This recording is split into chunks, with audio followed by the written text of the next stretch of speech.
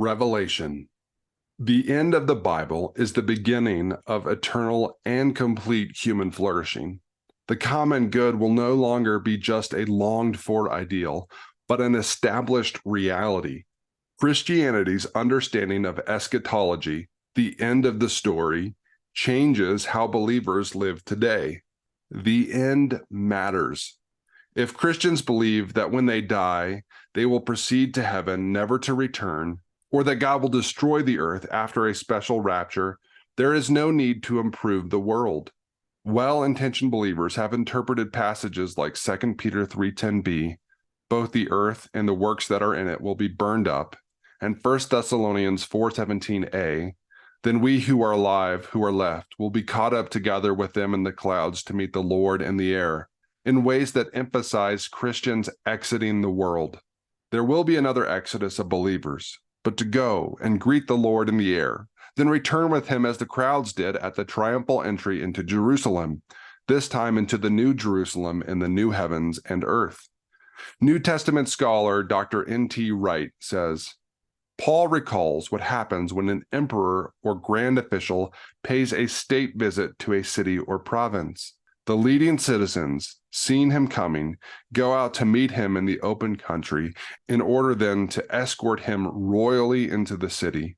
This misunderstanding of the end of the story as a type of emergency exit has hindered human flourishing. Shess writes, a general disposition of apathy toward material suffering can be justified by appealing to a coming destruction of the earth. This vision of the future can create inertia and lack of compassion. If all that matters is the spiritual, and this earth has no eternal value, why work towards the common good? This unimaginative fire and brimstone future is not compelling. The church needs a fresh vision of eternity. Phillips explains how Revelation helps believers see the world differently. If Apocalyptic is not a revelation of specific future events, but an imaginative vision of the future which functions to jolt us out of our status quo perceptions and see current social reality for what it truly is in relation to God, our ways of knowing are newly opened, not dangerously closed. In other words, Revelation's vision of the end helps believers live more faithfully today. Dr. Richard Bauckham, a scholar known for his work in Revelation, affirms this approach. The visual power of the book affects a kind of purging of the Christian imagination, refurbishing it with alternative visions of how the world is and will be. Revelation helps Christians see a vision of flourishing and work towards it. Good work matters. Work is both a pre-fall and post-restoration reality. So much of humanity's understanding and love-hate relationship with work is bound up in its post-fall nature, how hard and fruitless it can be due to the curse. It can be tempting, then, to believe that nothing believers do besides church or missionary ministry matters in the end. If, on the other hand, God will redeem, restore, and renovate this world, keep good things, remove bad things, and create entirely new things, all of today's work matters. Revelation promises a new heaven and new earth, but this is really a renewal, restoring everything to its best and most beautiful form. There is hope, even assurance. The good work believers do in this life, whatever it may be, whether it lasts in this world or not, has a lasting quality. Shess writes, we are working on earth with the knowledge that every true work of human flourishing, done in the name of Jesus and by the power of the Holy Spirit, is a preview of the day that God's good creation is redeemed. 1 Corinthians 10:31 says, so whether you eat or drink, whatever you do, do it all for the glory of God. When God receives what believers do as an act of worship, it glorifies him, and that glory will manifest in eternity in whatever form God sees fit. Volf writes, finally, God makes sure that none of what is true, good, and beautiful in our work will be lost. In God, everything that we have done in cooperation with God will be preserved. The results of our work, the cumulative results of generations of workers across the globe, will also be preserved in the world to come. They may be preserved just in God's memory, or they may be preserved as actual building blocks of that new world. How exactly God will carry what believers do in this lifetime into eternity has yet to be unveiled. Revelation 14:13b says, "They may rest from their labors, for their deeds follow them." Work that contributes to the common good and cultivates human flourishing has eternal worth. The polis matters. The Greek word polis means city and is the root word from which politics originates.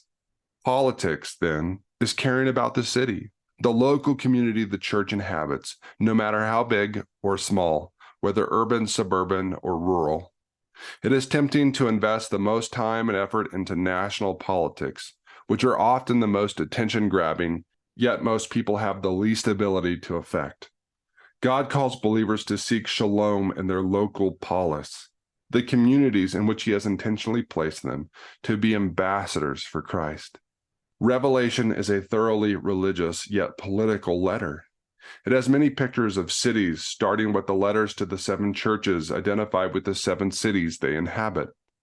Later, God vanquishes Babylon, an archetypal city representing the nation's vices, injustices, and misused powers. Finally, God ushers in the New Jerusalem, a forever city, to house His presence and the people Christ loves. Bauckham notes, "The New Jerusalem represents the true fulfillment of the ideal of the city, a city truly worth belonging to." Revelation's new and forever city will realize our deepest political hopes and dreams.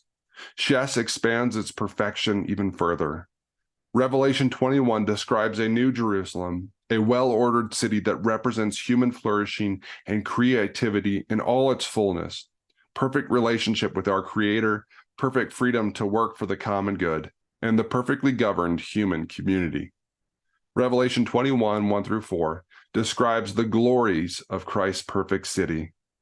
"Then I saw a new heaven and a new earth, for the first heaven and the first earth had passed away, and the sea was no more. And I saw the holy city, New Jerusalem, coming down out of heaven from God, prepared as a bride adorned for her husband. And I heard a loud voice from the throne saying, 'Behold, the dwelling place of God is with man. He will dwell with them, and they will be His people, and God Himself will be with them as their God. He will wipe away every tear from their eyes, and death shall be no more. Neither shall there be mourning, nor crying, nor pain any more, for the former things have passed away.'"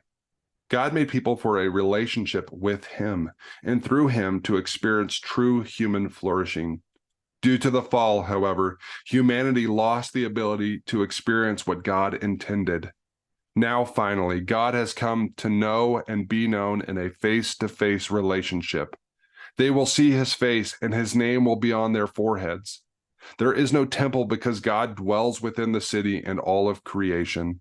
God has come to rule and care for His creation, restoring true human flourishing and wiping away all sorrows and pains, even death itself.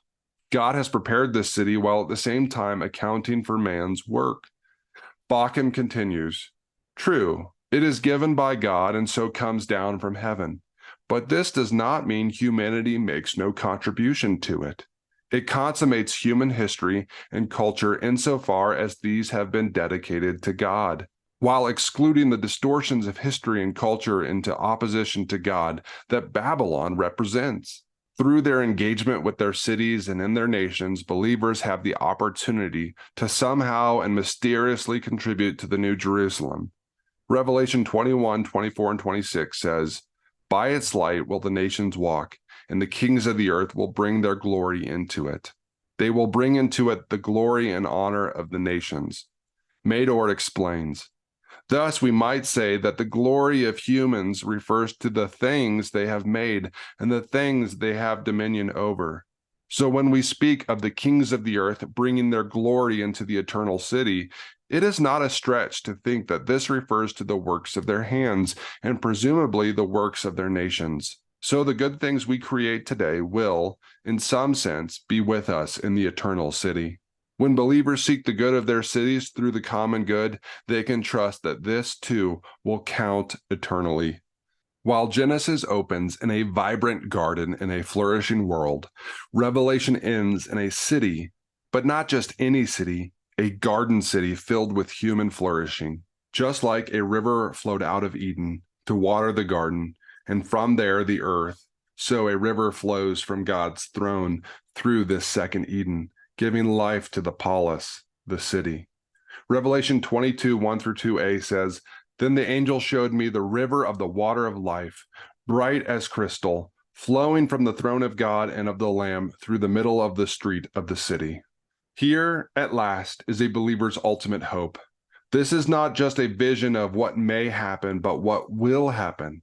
God has made possible true human flourishing through the death, resurrection, and reign of Jesus, the sacrificial lamb seated on the throne in Revelation. God will see it through to completion at his appointed time.